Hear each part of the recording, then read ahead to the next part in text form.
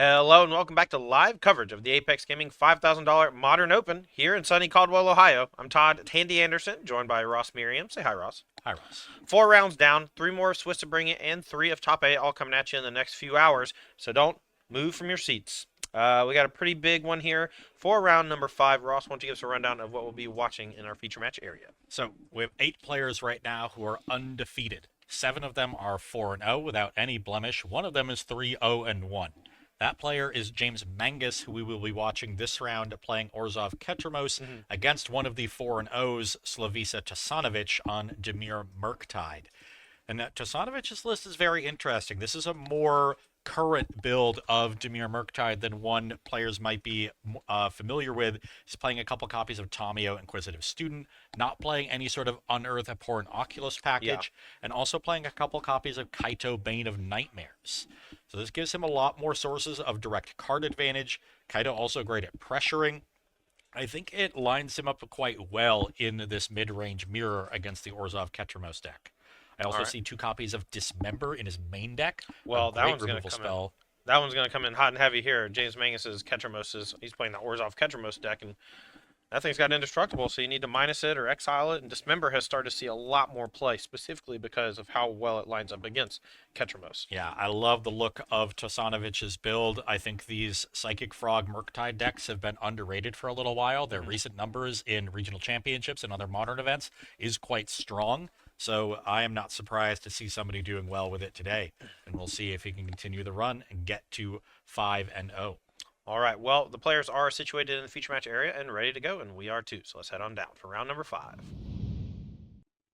It's going to be Slavisa Tasanovic on your left, playing Dimir Murktide. James Mangus on your right, playing that Orzhov Ketramose deck. And we are underway. Looks like Murktide's going to be on the play. Leads off with Tomio. This one drop is going to create some clue tokens. We'll see if Mangus can check it. Lead off with Plains. Here's Ralka Progenitus. So this one, Anti-Graveyard, has been kind of annoying for previous builds of Murktide because it stopped the Abhorrent Oculus and Unearth. But these builds that are more into Kaito, Orcish Bowmasters, they are much less reliant on it. And so the Ralka Progenitus doesn't have a lot of natural flow against the matchup. But with Ketramose, it still draws tons of cards. Yeah, and it will keep Slavisa's Graveyard in a check so that it can't race to a quick Murktide Regent.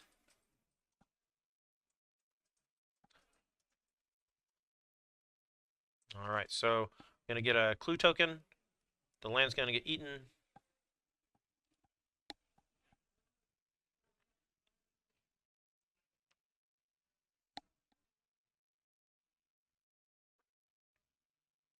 Sure exactly what's happening here, but there's 2 clue tokens here on represented by those dice. Slavisa did not crack a clue on the end step, which I thought he might do, but I guess he's trying to do the flip thing pretty quickly here. Here's a Philia meets a Spell Snare. We're going to go back to Mangus, see if he has that powerful 3-mana indestructible god, and he does. Let's get Ketramose on screen. Ketramose. Very quick fetch here for Slavisa. Must be a counterspell, and there it is. Yeah, well, doesn't really matter if it gets countered. But Ketramose, the new Dawn, this new powerful legendary god from Ether Drift. So strong with Ralka Progenitus and anything that exiles, including things like Solitude. Slavisa taking a bit of damage here, fetching up a second copy of Watery Grave. So he's already down to 14 life. Must not be too concerned with his life total. One of the downsides of this new Ketramose build of Orzhov is that it is worse at pressuring the opponent than the old Vile builds. Yeah, the old Ether Vile builds I thought were excellent for the format that it was in. The printing of Ketramose kind of reshaped how most people build it, but I still see the Ether Vile builds being successful online. The whole package is still very strong. Ketramose is just a different animal. Slavisa comes in with a Psychic Frog. That one's pretty scary. Mangus didn't have early removal for the Tomio. May not have removal for the Frog either. Slavisa already generating a lot of advantage with those clues. Gonna fetch a Godless Shrine here as Mangus. Curious how we're gonna sequence. I'm also curious just what the play is going to be. Untapped Shockland means he has plans for all 4 of this mana. All right, it's another Ketramose with no counterspell at the ready, and that's just going to work. Here's Relic activate. We're going to draw a card. Lose a life. Down to 16. But now things like Solitude come online. Relic can also be popped here to turn on Ketramose to block and draw cards. And I believe it's 4 cards in exile for Slavisa, no cards in exile for Mangus. So he's going to pop the Relic, and now the Ketramose can attack and block.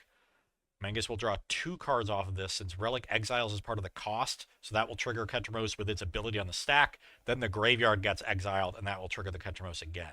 We should have drawn 3 then, right? Because the ability itself. He already got the 1 from the tap. No, it's 4 total. It's 1 from the tap, it's 1 from the activation itself, it's 1 from exiling itself, and it's 1 from the graveyards being exiled. You're right. So technically, I think he missed a draw, but I think it's definitely missable, so we're not going to stop him or anything.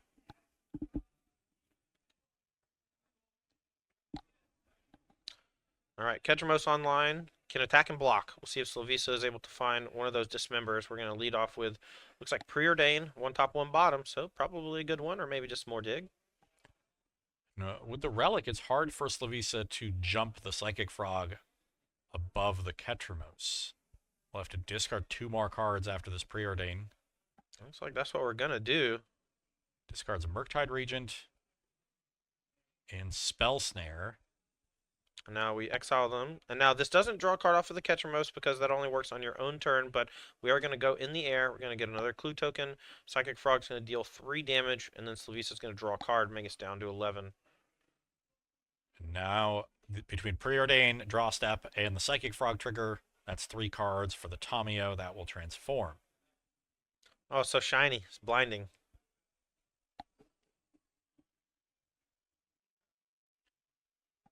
Using the +1/+1 dice on the Planeswalker while you have another die on the Psychic Frog. Hey, leave him alone, okay? It's hard enough being on camera. I concur, but... And no land drop for Slavisa, just sent the turn back, and now Mangus untaps, plays a Marsh Flats. He's going to fetch Shock again, so his life total down to 8. Does have a 3rd basic planes in the list. He could have fetched unless that's sitting in his hand. There's Dothy Voidwalker. Okay. This one can be a little hard to cast sometimes, but this late in the game is just going to be pretty good here. Yeah, he just needed the black mana. All right, we're going to attack Tamio for 3, and we're going to gain 3 life, and that's -1 because of the shrink from the Tamio Planeswalker. And then, yeah, here's why it was Fetch Shock. Needed 3 black mana for Dothy Voidwalker plus Fatal Push. So we're going Fatal Push on the Psychic Frog. Slavisa is going to respond with Orcish Bowmasters. Oh, it's going upstairs. Yeah, I feel like maybe we should target the Dothy Voidwalker, right? Yeah, because this Psychic Frog is going to be exiled by the Voidwalker, which will trigger the Ketramose. And that will cause Mangus to draw another card, which will then trigger the Bowmasters. But Mangus has a Solitude at the ready, going to answer this Orcish Bowmasters before any of that nonsense occurs. Okay. Solitude exiling the Bowmasters will also trigger Ketramose. Yep. So Mangus is going to go to 9 from the Solitude draw. Maybe it's 8 with the Bowmaster trigger, unclear. And then Solitude's going to go away. Except we got the Flicker, and wow, this is just devastating because we get to eat everything. The Ephemerate exiling Solitude will trigger Ketramose. Solitude exiling the token will not, since it's only cards being exiled that causes the Ketramose to trigger. Yep. And the Voidwalker does exile it from play, so we'll draw a card off for that. Solitude sitting pretty in play. 7 healthy life points. Voidwalker is able to cast that Psychic Frog later. All right, back. Slavisa's way. It's Nightmare Fuel. Pops a clue to begin the turn. Sign of weakness. Yeah. Mangus with the replacement Ketramose turned all of the synergies online and then found the removal and quickly turned this game around. All right, plus the Tamio to shrink the attackers. It's still going to be a 5-point attack coming across, which can clear Tamio and deal some damage. We'll see how Mangus wants to attack. Ephemerate just going to stay in exile. No reason to blink these. Well, could blink Solitude just to draw a card off of the Ketramose, but then you can't attack the And you still could attack the Tamio down. Mangus So- going to play Thoughtseize here. Reveals 2 more Fatal Push and a Force of Negation. Not the greatest hand for Slavisa. In fact, it's a horrible hand. And big attacks here. Yeah, Ketramose at Tamio, Solitude at Slavisa. So Manga's going to gain 5 life up to 10. Slavisa will take 2 down to 14, and the Tamio will die. And Slavisa is looking bad. Still has those 3 clues in play, so can try to dig for a Dismember for this Ketramose, and then rebuild from there. And Mangus isn't done yet. He's got Flicker Wisp, so we can go Flicker Wisp on something and draw a card with the Ketramose. Looks like he's got Fatal Push in hand too, so a Psychic Frog off the top is also not anything.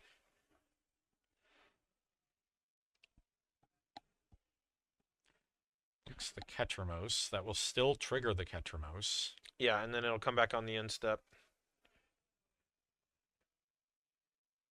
He uses your Counterspell and packs it in. James Mangus takes game 1 in impressive fashion. That Ketramose with Relic of Progenitus just gave him so many resources to punch through all of the interaction from Slavisa. All right, as these players reach for their sideboard, I'm going to reach across the table. Ross, tell me how Slavisa's Dimir Murktide deck is supposed to fight this Orzhov Ketramose deck, because that thing looked sick in game number 1. So Slavisa's sideboard is 4 Consigned to Memory, 1 Dothy Voidwalker, 1 Engineered Explosives, 3 Harbinger of the Seas, 1 Jace the Mind Sculptor, 2 Nile Spellbomb, 2 Stern Scolding, and 1 Surgical Extraction. The cards I really like here are Stern Scolding and Jace. The Orzhov deck is generally weak at pressuring Planeswalkers. We saw the Tamio stick around for a while before Mangus was able to, replace the Ketramose and start going off. But Jace can bounce Ketramose, a couple times to buy you even more time, draws a bunch of cards. It should be excellent in the matchup. So that and Stern Scolding are the 3 slam dunks for me. Nothing else looks all that attractive, but Slavisa may want access to something like Dothy Voidwalker, which is just a reasonably powerful mid-range card, or Engineered Explosives if you want some way to take Relic of Progenitus off the battlefield to shut off the Ketramose engine that way. All right, on the other side of the table, James Mangus' Ketramose deck. I got a good bit of experience with this strategy, and it seems like James does as well. But Ross, why don't you tell me about his sideboard and what you think he's going to be doing here with it? So his sideboard is 3 Aven Interrupter, 1 Elishnorn Mother of Machines, 3 Stony Silence, 2 Vindicate, 4 White Orchid Phantom, and 2 Wrath of the Skies. Not a lot I love here. I think Vindicate could be reasonable as a flexible removal spell that answers something like Psychic Frog and Murktide Regent. But it is a little expensive, and I don't like sorcery speed spells against counter decks. And then the Aven Interrupters, that could, again, a little expensive, but it could allow you to play more on Slavisa's turn, and that is quite helpful against heavy counter strategies. So, Andrea Mangucci, who you know, and I know personally. Everyone knows Andrea. Andrea likes to post like fun facts or like fun rules things or whatever on Twitter sometimes, and recently posted something to the effect of if you Aven Interrupter, a counter spell is gone forever, because the way that plot works, you can only really do it at sorcery speed, and so Aven Interrupter tends to be quite good against decks that play counterspell. Yeah, but then you have to have enough mana to deploy the spell they want to counter, then deploy the Aven Interrupter, so that doesn't come online till at least turn 5 or 6. True. Maybe not worth. Players are about ready here for game number 2, so let's head on down and watch. See who takes it down. Mangus going to be on the draw after taking that first game. And we're underway. Turn 1, Undercity Sewers. See if Slavisa wants to keep it. Does not. I believe that's a Thoughtseize to the graveyard. No play for Mangus on 1. Just passes the turn with a Flooded Strand. So no early Relic will potentially allow Slavisa to let a Ketramose sit and play for a turn or 2. All right, here is another Thoughtseize, and we're going to take a look at a hand of 2 Emperor of Bones, 2 lands, Overlord of the Belmark, Ephemerates, and March of Otherworldly Light. We're going to take that Overlord of the Belmark pretty quickly. Slavisa didn't have to think long. Overlord is just the card that generates a lot of card advantage. That's what this matchup is about. He will have to be wary of the Emperor of Bones. They can potentially exile that Overlord and then bring it back for at least 1 trigger, but Slavisa has good removal in his deck for Emperor of Bones and some time to find it if he needs to. Okay. Mangus going to end of turn fetch. Probably going to go get Shadowy Backstreet and get a Surveil on. More creatures into the graveyard is always good for Emperor of Bones. Pretty good on mana, so probably going to put land into the graveyard if he has one on top. Okay, Flood of Shram, we're going to pass back. Mangus draws for turn. Turn number 2. See if the Bone Man comes down. Bleach Bone Verge. Plays the Bone Man. Here's Emperor. Slavisa, do you have the answer? You don't need it right this second, but it is pretty good to have right this second. And he should let the Overlord get exiled with the Emperor of Bones, is what he should do, because then it's just gone. Chooses to kill it before it happens, though, and now Mangus has an opportunity to get it back later with the second Emperor of Bones. There is something to be said for keeping cards out of exile against Ketramose, but in general, I lean more towards let the Overlord get exiled, especially with the second Emperor in hand. All right, it's Froggin' time. Slavisa plays Psychic Frog. This card is now banned in Legacy, still a menace in Modern, and quite strong here in this Dimir Murktide deck.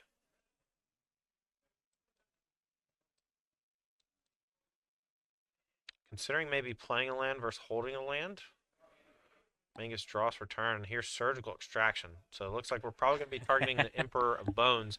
That's going to strip the one from Mangus's hand if he doesn't have a response. Well, that'll play. Yep. Okay. Oh, he went for the Overlord. Interesting. Normally you try to snag the card out of the player's hand with things like Surgical because they don't get a free card or a creature or something like that when it gets taken. It's just gone for good. But the Overlord of the Bellmark is one of the more powerful cards in the Orzhov deck, and so Slavisa saying, "Hey, I never want to have to fight against that thing," and guess what? No, you don't. Yeah, very making a very bold statement there about how he values those cards in the matchup. He thinks Overlord is something he needs to devote a lot of resources to stopping, where Emperor of Bones, not so much. Yeah. James is going to quickly fetch a Swamp, cast March of Otherworldly Light on the Frog to exile it for 3 mana, and then passes back. I love March of Otherworldly Light in this deck, especially with Ketramose. Anything that allows you to turn extra resources into mana, things like March are just like wildly valuable. Yeah, very powerful when you have so much card advantage. Mm-hmm. You can run into a bottleneck where you don't have enough mana to deploy all the cards, and March of Otherworldly Light gives you an efficient way to deploy them for something that is quite valuable in a very flexible, cheap removal spell. Yeah, the Necro decks that pop up every now and then. Sometimes they're playing Ketramose now, and they play March of Wretched Sorrow, and they pitch 5-10 cards to gain 10-20 life off of it every time, and it's just so sick with Ketramose and Necro. Right. Slavisa knew about the March of Otherworldly Light, so played his first Psychic Frog knowing he had a backup, but now there's a Solitude in hand for Mangus. He is a mana short of being able to hardcast the Solitude, which is what he'd like to do. So now he's put to the test of, do you give your opponent a card, or do you deny yourself a card? He's just going to Ephemerate 2 to keep it in play, not to exile a second thing by any means, but this also means that Slavisa can't play a creature next turn, right? Any creature next turn means that Solitude just gets to eat it up. Yeah, but it still does put him down a card, right? He used the Ephemerate, and he used the card Exile to the Solitude to deal with the Psychic Frog. Agree. And so that kind of makes up for the Slavisa's play of the Surgical Extraction. Mm-hmm. Both players doing a great job of using like free disruptors, even kind of going against the grain of like natural card advantage.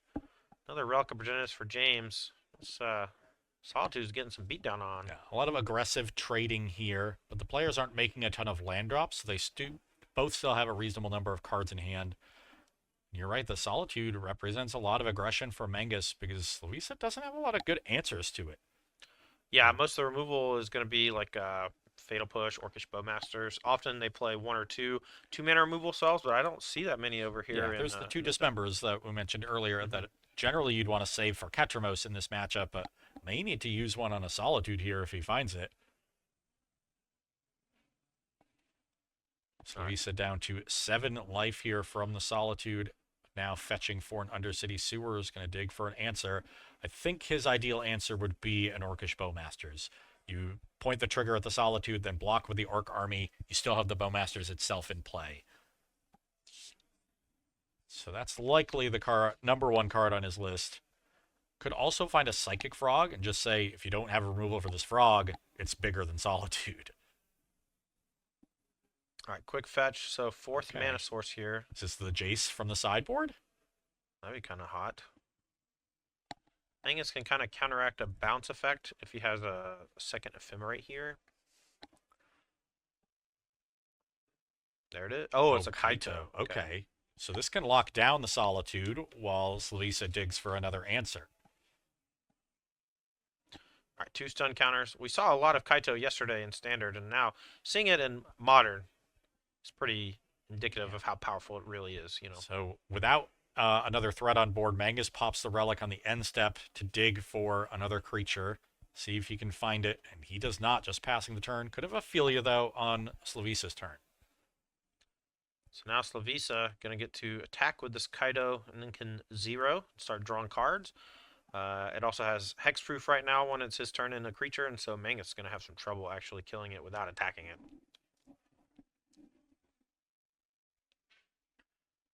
Slavisa thinking about what he wants to do with this Kaido. Okay, going to go for an emblem.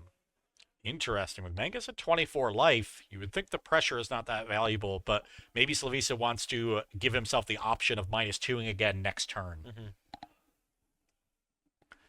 Yeah, sometimes it's to buff the Kaido, sometimes it's to buff the loyalty on Kaido, and sometimes it's for a completely different reason. Okay, Ophelia hits a Stern Scolding here, so those came in out of the sideboard for Slavisa, and now the Kaido is safe. Yeah, and you pointing out that now I can just minus again without, hitting the graveyard means that the turn after that we can zero, and it's still alive and it's still churning. It's also dealing 1 extra damage the whole time. Both players now down to very few cards in hand. They've made a couple land drops in this time, and Slavisa is the one that has a source of card advantage established in that Kaido. So unless Mangus can pressure that Kaido or find a source of card advantage of his own, Slavisa's going to start pulling ahead in this game. All right, minor dexterity error here from Slavisa. We went to draw for turn. We accidentally picked up 2 cards and saw them both. So we're going to go grab a judge. Ultimately, Slavisa going to get a warning for looking at extra cards. We'll probably pull the top card off the deck, put it in hand. The second card gets shuffled in since you're not allowed to know cards in hidden zones. And then, but that warning is not a huge deal. It'll be a bigger problem if he does it a couple more times. But for now, this is just normal dexterity error. Our own Elliot Raff on the case. Yeah, confirming with the opponent that this was the top card, so we can keep that one there. That's the one Slavisa should have drawn. Shuffle the random portion of the deck and move on.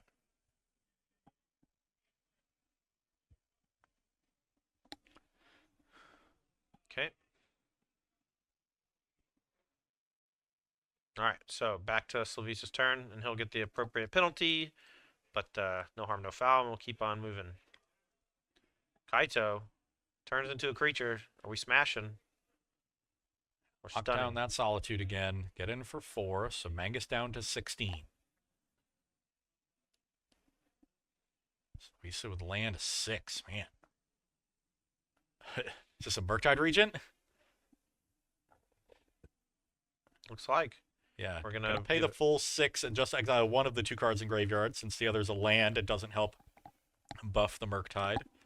Okay, now here's Ophelia. Oh. Now the shields are down, though. We can attack and blink the Solitude. Or you can attack, blink the Murktide, and kill the Kaito. And then also take the counter off the Murktide, yes. Oh, so wow. Kaito down. Before it ever drew any additional cards, Slavisa had, set this up. He had dealt with the previous Philia, but there's a second one in Mangus's hand that Slavisa didn't have the answer to. And now this combination of Philia Solitude is threatening to take over the game from Mangus. Murktide comes in for 3. Mangus down to 13. Notably, Slavisa is also at 5.